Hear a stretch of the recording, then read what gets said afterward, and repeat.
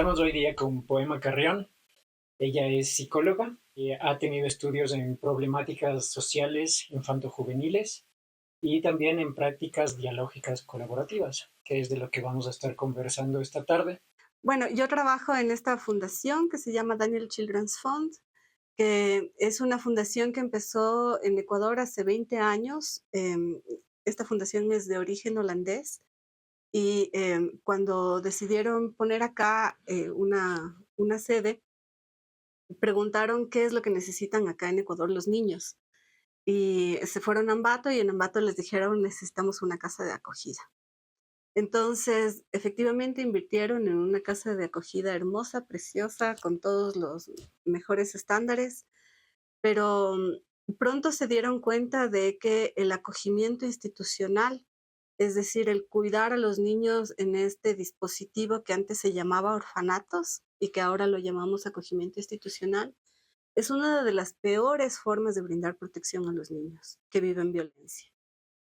Una de las principales indicadores de por qué es una mala forma de proteger a los niños es que los niños no solamente estaban sufriendo por haber vivido violencia, sino que luego estaban sufriendo por estar lejos de sus familias.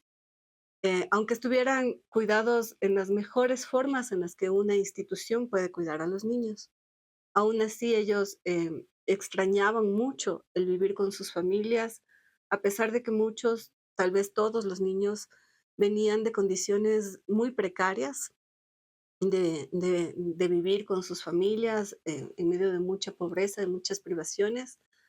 Y en la fundación estaban, digamos, mucho mejor tratados en ese sentido.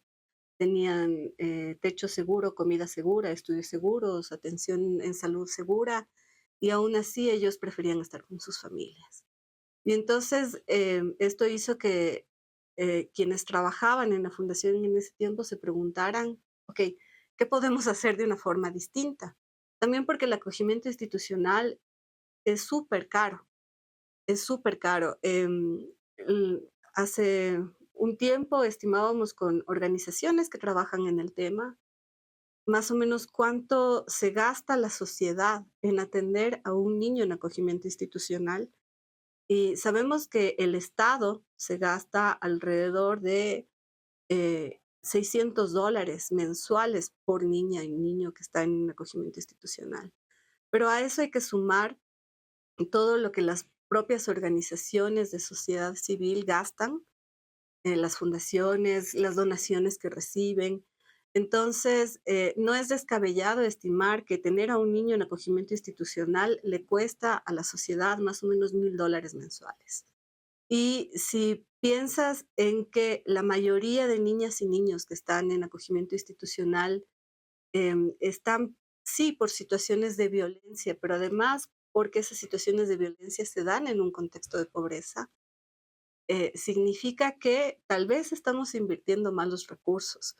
Porque si te gastas $1,000 mensuales en mantener a un niño alejado de su familia para darle protección y ya no te alcanza el dinero para darle apoyo a esta familia que está viviendo una situación de crisis y que el haberle separado de sus hijos no le ayuda a solventar la crisis, significa que algo estamos haciendo mal y algo necesitamos hacer de una forma distinta.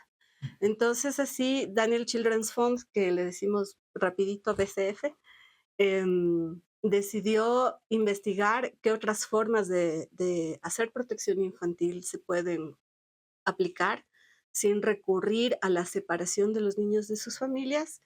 Y así descubrió Daniel Children's las modalidades alternativas de cuidado de base familiar y comunitaria, que son formas de cuidar a los niños sin meterles en instituciones, sino manteniendo sus vínculos con sus familias en lo posible y sino con otras familias y con la comunidad. A partir de eso, el camino que desde la fundación se ha recorrido ha sido un camino en el que se ha procurado siempre trabajar lo menos reactivamente posible, lo más preventivamente posible. Y hoy por hoy estamos incursionando en un proyecto comunitario con la comunidad de Pifo en Quito para prevenir la violencia contra las niñas y niños antes de esperar a que se den ya situaciones de violencia, de exclusión de las familias, que implica que tengamos que intervenir.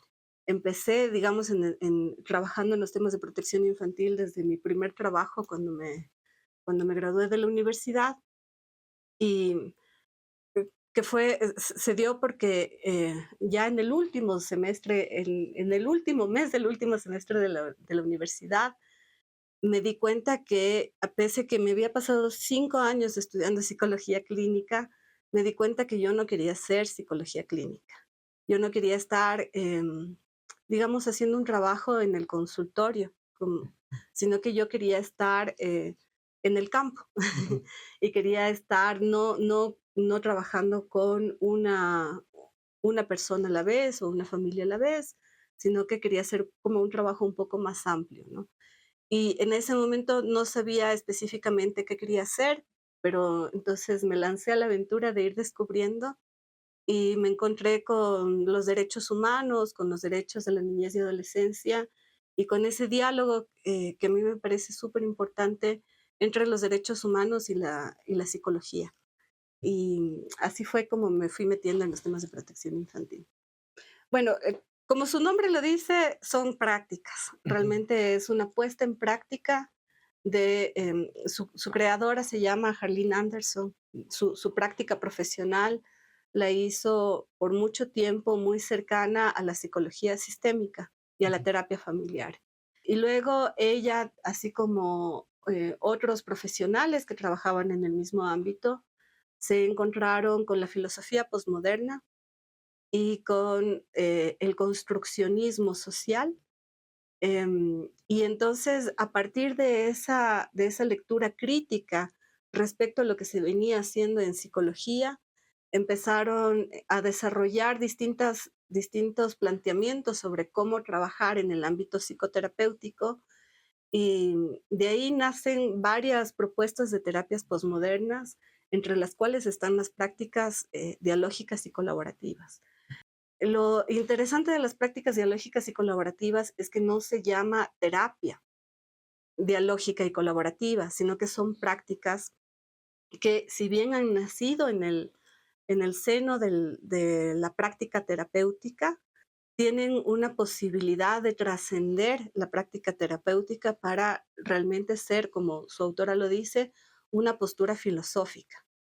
Y en tanto postura filosófica puede ser una postura de vida que uno lo puedes aplicar en cualquier ámbito, en tus relaciones personales, tus relaciones familiares, en cómo trabajas, en cómo te relacionas, no sé, con la persona que te atiende en el transporte público, en la tienda, hasta, por supuesto, cómo escuchas a las otras personas ya en tu práctica profesional.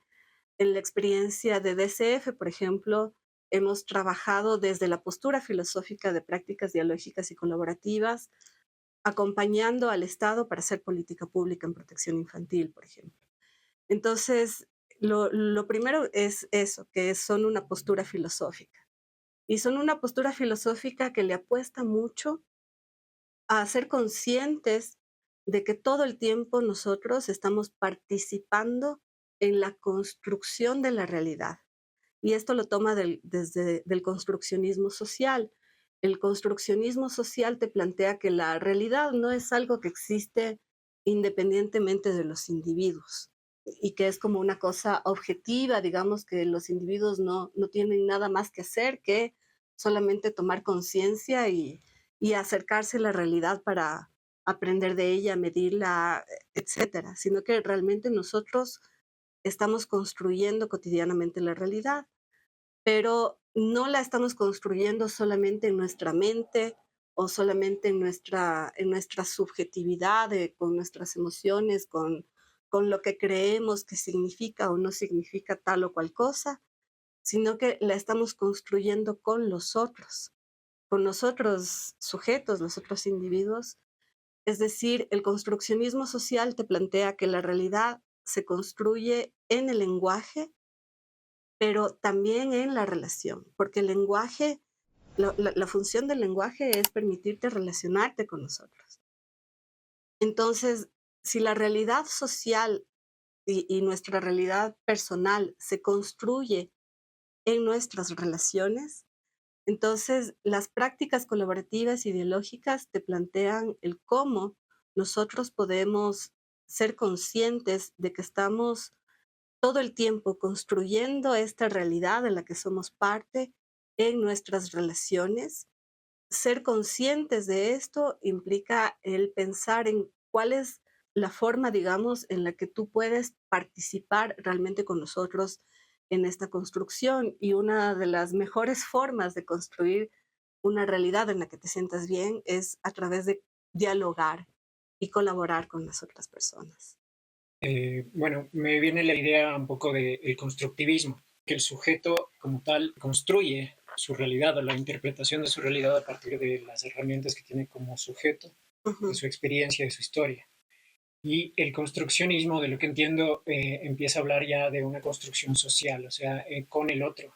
ujú, Entonces, es un poco la idea esto de no hablar del otro como parte de tu práctica psicológica, sino hablar con el otro. O ujú. sea, como de de generar justamente este diálogo, este intercambio de ideas y de construcción, que al mismo tiempo te genera como la idea de que no estás solo, no sé si ayudándole, o Ujú, sea, sino ujú. que estás construyendo con el otro la realidad, sino que tú también estás adquiriendo cierta sabiduría, ciertas transformaciones. Sí, así es. Esto también nos ha permitido deconstruir muchos de los preceptos que mantenemos en psicología, que la psicología nace digamos, en la modernidad, ¿no es cierto? Nace desde una mirada de la realidad y desde un dispositivo médico. Sí, de cómo la Ujú. medicina se ha planteado sus intervenciones. Y entonces muchos de los paradigmas que tú encuentras en la medicina también los encuentras presente en la psicología. Por ejemplo, la idea de enfermedad y de cura, la idea de tratamiento y también la idea de en dónde está el saber sobre la enfermedad y sobre la salud y sobre la cura.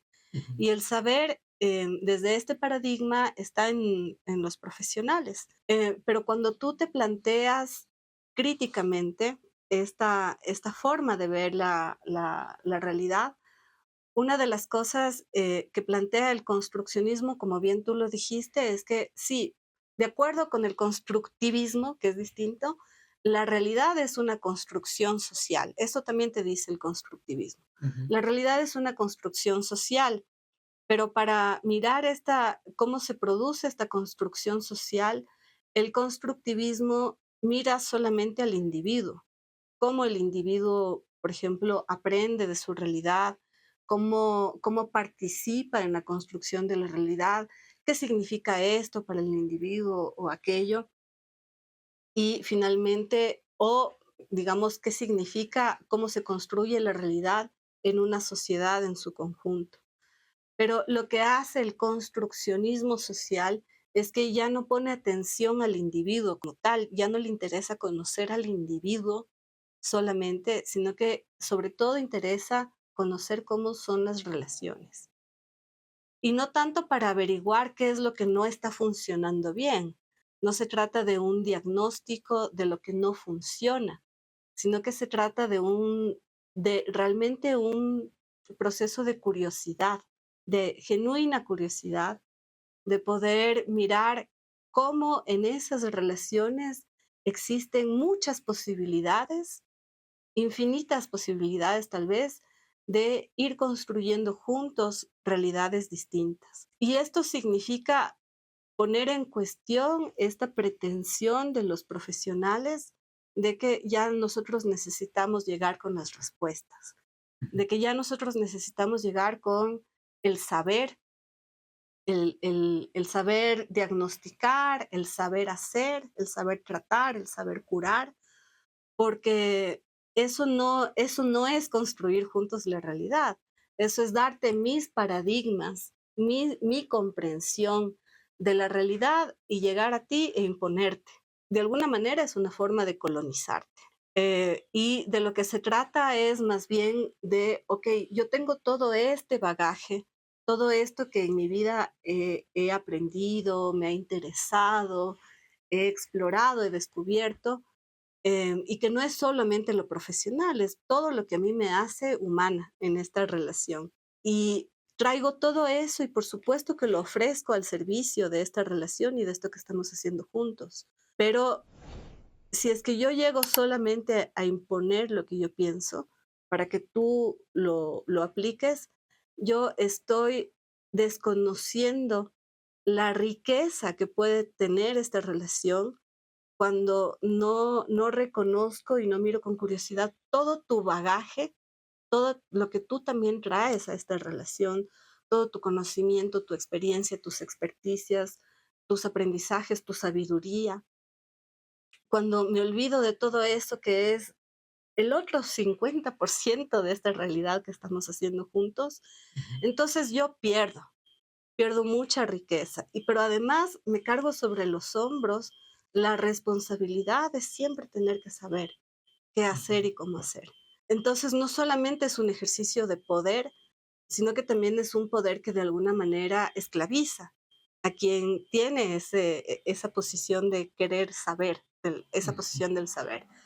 Y a mí me parece que en ese sentido las prácticas colaborativas ideológicas nos invitan a los profesionales a una posibilidad mucho más liberadora, que es reconocer que realmente no sabemos de la realidad del otro, sabemos sobre la realidad que hasta ahora hemos vivido, y no solo no sabemos sobre la realidad del otro, sino más aún, no sabemos todavía sobre la realidad que juntos podemos co-construir. Y entonces esto implica que cuando tú reconoces que no sabes, eso también te enfrenta, digamos, a una posición de incertidumbre, porque no sabes qué es lo que va a pasar, tú ya no tienes el control, Ujú. pero es una posición de incertidumbre que de alguna manera te libera y que te invita a no mirar tanto los resultados de lo que quisieras llegar a alcanzar, por ejemplo, la cura de alguien,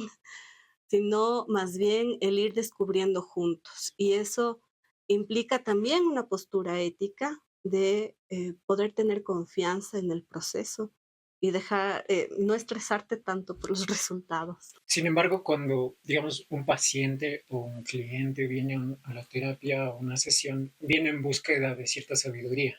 Ujú, O sea, generalmente las personas van al psicólogo o a las terapias con la idea de que el otro tiene un conocimiento que va a ayudar a buscar su sanación, ujú. lo que buscan, ¿no? Su equilibrio. ¿Cómo se maneja esto, por un lado? Y por otro lado, ¿cómo se maneja el concepto de patología? Digamos, si yo vengo a la terapia con esta idea de que tú tienes el conocimiento y es una especie de demanda que tiene el paciente, ¿cómo lo manejas para darle el giro para que el paciente se abra a entablar un diálogo? Quisiera empezar con la idea de patología. La patología no existe por sí misma, sino que es una construcción social. Como sociedad hemos acordado que vamos a llamar a ciertas cosas patología y a ciertas otras no. Los manuales de psicodiagnósticos que ha producido el saber psiquiátrico en algún momento decidieron llamarle patología a la homosexualidad. Y ahora estamos en un momento histórico en el que empezamos a decidir como sociedad, o por lo menos a cuestionar que la homosexualidad sea llamada patología y las instituciones psiquiátricas que tienen esta, digamos, esta apertura ahora para cuestionar sus propios preceptos de lo que es patología y lo que no es, han decidido sacar a la homosexualidad de su catálogo de patologías. Solamente por ponerte un ejemplo de cómo también la idea de patología se va transformando. Ajá, claro. Entonces, no estoy diciendo que la patología no exista, estoy diciendo que existe, pero que existe como construcción social. Por ejemplo, en otra corriente en psicología, que son los diálogos abiertos, que realmente es una propuesta, un modelo de salud mental, de gestión de la salud mental que se ha desarrollado en Finlandia. Uno de los autores más reconocidos de los diálogos abiertos, que es Jaakko Seikkula, él plantea críticamente qué es lo que estamos entendiendo por esquizofrenia, por decir algo. Porque nosotros tenemos desde el saber psiquiátrico toda una lista de síntomas que configuran un cuadro de esquizofrenia y en lugar de dar un tratamiento a individuos enfermos, lo que hacen es crear un proceso de diálogo con toda la comunidad de la que forma parte esta persona que tuvo algún síntoma que hoy por hoy le llamamos esquizofrenia. Y todos hacen parte del proceso de tratamiento, entre comillas, de la toma de decisiones incluso, de si va a tomar medicación, si va a hacer terapia, quiénes van a hacer terapia, quiénes van a tomar medicación, cómo van a trabajar en conjunto. Y esto ha hecho que los índices de recuperación de las personas que han manifestado en algún momento algún síntoma psicótico sean sumamente altos en Finlandia.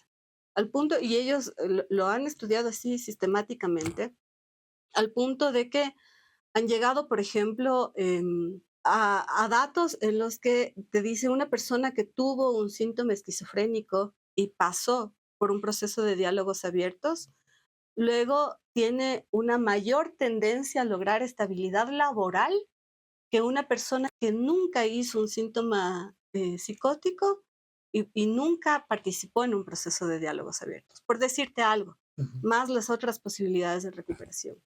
Entonces, esto ha hecho que, por ejemplo, Jaakko Seikkula plantee que la esquizofrenia tal vez no es una enfermedad, llamémoslo así, individual, sino que es una enfermedad social y que consiste en el aislamiento al que se le somete a un sujeto que tiene un síntoma psicótico, por ejemplo, un episodio de alucinación, que eso nos da miedo, que hemos aprendido socialmente hasta ahora que lo que hay que hacer es aislarle para que no nos haga daño o no se haga daño.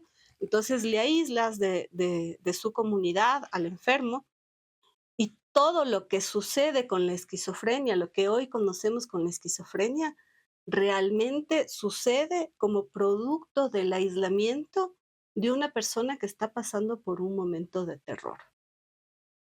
Por lo que sea que le esté pasando, está pasando por un momento de terror y de desconexión. Es Ujú. el miedo encarnado o terror encarnado que le llama Jaakko Seikkula.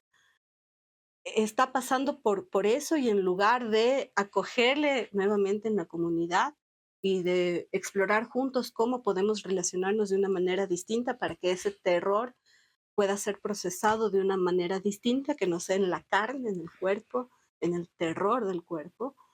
En lugar de hacer eso, lo que estamos haciendo es aislarle con su terror. Ujú. Y todo lo que sucede después con la esquizofrenia es producto de ese aislamiento. Eso es un poco lo que se plantea, por ejemplo, en diálogos abiertos.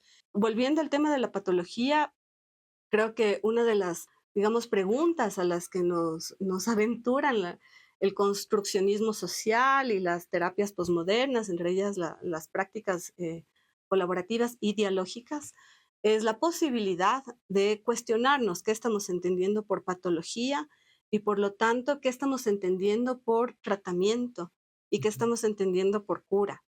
Desde las prácticas colaborativas ideológicas ya no se habla ni de diagnóstico, ni de tratamiento, ni de cura. Ya no se habla de enfermedad, sino que se habla de explorar juntos qué es lo que está pasando y qué es lo que quieres hacer con tu vida. Ujú. Reconociendo que la única persona realmente experta en tu vida eres tú mismo, ¿sí? Y tú mismo puedes decir, puedes nombrar qué es lo que te está pasando y mi rol, digamos, como terapeuta o como acompañante o como facilitadora del diálogo, incluso se usa este término en algunos textos encontrados de prácticas dialógicas y colaborativas como socio conversacional, es el acompañarte a explorar juntos eso. O sea, si tú, por ejemplo, vienes a decirme, ¿sabes qué, Poema? Yo tengo contacto con seres extraterrestres. Yo te puedo decir que ese es un síntoma psicótico, si es que utilizo todo el saber psiquiátrico que aprendí en la universidad, Ujú. ¿sí? Puedo decirte, pero siempre y cuando yo tenga claro que ese es un saber, uno de tantos saberes, pero que realmente yo no sé tanto de la vida como para poder decirte si los extraterrestres existen o no existen. Ujú, Y para poder dar cuenta de si eso, esa experiencia que tú tuviste y que me cuentas que la has tenido, es realidad o no. ujú, Digamos, con qué autoridad, desde qué posición yo le puedo titular a esto que es una realidad o que no, que es verdad o que no. Y finalmente, ¿es eso lo que importa? ¿Es eso lo que tú necesitas? ¿Que yo te diga que estás dentro o fuera de la realidad? ¿O qué es lo que necesitas en esta relación y en esta conversación? Entonces, eso implica que yo, desde el inicio, esté abierta al diálogo que que tú y yo podamos tener, y también abierta a transformar mis propios paradigmas para encontrarme un poco con los tuyos. No necesariamente significa que tú me vas a convencer de que los extraterrestres existen si yo no creo en eso, o puede ser que en algún momento me abra la posibilidad de decir, bueno, sí, puede ser que los extraterrestres existan, pero significa de alguna manera, digamos, dejar la seguridad de mis propias certezas ujú. para encontrarme con las nuevas posibilidades que en esta relación tú y yo podamos ir construyendo. Entonces, desde ahí, la forma de invitarle al otro a que se abra a un diálogo contigo es que tú estés súper abierto al diálogo y que no estés dirigiendo hacia dónde debe ir el diálogo, sino que más bien yo te acompañe, que vaya junto a ti, no delante tuyo o detrás tuyo empujándote en la dirección que yo crea que es correcta. Un neurótico típico, digamos, viene con una demanda de, qué sé yo, de generalmente estar inserto en el sistema, de cierta forma, Ujú, ¿no? De ujú, poder ser funcional, trabajar, tener una familia, cubrir sus necesidades. Pero en el caso de un esquizofrénico, quizá esas demandas no están muy claras o ujú, no tienen que ver mucho con el funcionamiento social o con encajar socialmente, que como individuo quizá no le afecta o está en su, digamos, en sus parámetros de realidad, pero a su entorno puede ser que sí le afecte. O sea, qué sé yo, si es un padre de familia o si su familia está sufriendo por la condición que tiene este individuo. En ese caso, no hay una dirección o una intención de direccionalidad para que el sujeto se inserte en el sistema o simplemente nos basamos en la demanda del sujeto y que el sujeto guíe o ujú. cómo se maneja eso. Para empezar, ya no, desde las prácticas colaborativas ideológicas ya no se trabaja desde estos paradigmas de neurosis, psicosis, perversión. Ujú, No, o sea, no hay categorías de psicopatología. No, no hay psicopatología. ujú, Ya, o sea, no hay ningún interés en explorar eso ujú, y en dar, digamos, etiquetas, ¿no? De alguna manera basada en la filosofía posmoderna, que ya no es una filosofía, digamos, que está basada en el estructuralismo, en el pensamiento estructuralista, no hay estructuras psíquicas. ujú, O sea, ya no se piensa en estructuras psíquicas, sino que se piensa en personas, en seres humanos que son parte de redes de relaciones ujú, y que en esas redes de relaciones algunas cosas, digamos, les van bien y otras cosas les van mal. ¿Qué es lo que va bien y qué es lo que va mal? Yo no puedo decir desde afuera qué es lo que está bien y está mal en tu vida. Em, no me interesa hacer ese ejercicio de poder, ujú, de definirte a ti en lo que está bien y en lo que está mal, sino más bien explorar contigo qué es lo que te está funcionando y qué es lo que tú quisieras transformar. Y te voy acompañando en qué es lo que quieres transformar y cómo quieres transformarlo. Ahora, que sí efectivamente puede ser que ciertas cosas que te están pasando, que tú estás haciendo, ciertas formas en las que te estás relacionando, afecten a otros. Y ahí tal vez voy a volver al tema de protección infantil, porque me parece que es uno de los ámbitos más em, no sé, más claramente ejemplificables de cómo algo que tú estás haciendo puede afectar muchísimo a otros. Por ejemplo, cuando em, una niña es pegada, es golpeada, no, en el seno de su familia no se le facilita su acceso a los estudios, por ejemplo, ese tipo de cosas por las que se suele denunciar a las familias ante el sistema de protección infantil. Entonces, lo que se espera de un equipo psicosocial que intervenga con esa familia para poder producir cambios y que esa niña ya no sea más golpeada, ya no sea más maltratada, que pueda ir a la escuela, que pueda tener acceso a los servicios de salud, que sea tratada como las sociedades occidentales de esta época creemos que debe ser la niñez. Entonces se espera que haya una intervención con una direccionalidad, que los papás cambien su forma de criar a sus hijos, que cambien su forma de relacionarse entre ellos para poder proteger mejor a sus hijos. Pero nosotros desde las prácticas colaborativas y dialógicas, si bien tenemos esa intención, ¿no es cierto?, de poder acompañar para que los niños no sean más vulnerados en sus derechos y sean mejor protegidos, sabemos nosotros que esa es una intención nuestra y que nos vamos a encontrar con una familia que está pasando por cosas distintas que todavía nosotros no conocemos, que tal vez todavía no comprendemos, que tienen una mirada de la realidad, de lo que deben hacer, de lo que es la niñez, de lo que significa ser mamá, lo que significa ser papá, lo que significa hacer familia, distinta de la nuestra. Ujú. Entonces, antes de marcar una direccionalidad, nos interesa saber qué significa para ellos tener un hijo, qué rol esperan de sus hijos en sus vidas, qué significa ser mamá, ya en lo concreto, más allá de las idealizaciones, qué significa ser mamá, qué significa ser papá, qué significa hacer familia en medio de todas las situaciones que están viviendo, probablemente de violencia, probablemente de exclusión, de marginación, etcétera. Y después de esta auténtica curiosidad por saber lo que significa para los otros todo lo que están pasando, les preguntamos a ellas y a ellos qué quisieran que se transforme y cómo nosotros podemos apoyar, acompañar para que esos cambios sucedan.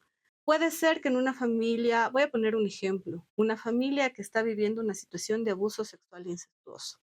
Puede ser que esa familia finalmente te diga, yo no quiero que cambie nada. Así nos hemos acostumbrado a vivir y así lo vamos a hacer. Entonces, ¿qué hacemos nosotros si no estamos de acuerdo con eso que está pasando? Bueno, existe un sistema de protección infantil que ahí sí puede intervenir de otras formas. Es decir, porque finalmente esa familia no es una isla, Ujú. ¿no es cierto?, que existe por fuera de la sociedad, es parte de la sociedad, de una sociedad que se está construyendo de unas ciertas maneras en las que nos planteamos que una niña que está sometida a prácticas de incesto, de abuso sexual incestuoso, es una niña que no está siendo tratada con la suficiente dignidad humana. Y entonces activamos los mecanismos de protección que son posibles cuando vemos que es necesario. Pero no se trata de imponerle a esta familia un saber que es el nuestro. Es muy probable que esa familia que piensa ciertas cosas sobre el incesto, sobre el abuso sexual, nunca cambie su forma de parecer, su forma de pensar, y tampoco es nuestra intención llegar a los otros ni a educar ni a convencer de nada, sino más bien a compartir lo que nosotros podemos hacer, pero también a activar los recursos que nos es posible activar. Ahora, desde una postura de las propias prácticas colaborativas y dialógicas, te invitan a siempre mantener abierto las posibilidades de diálogo y de relación.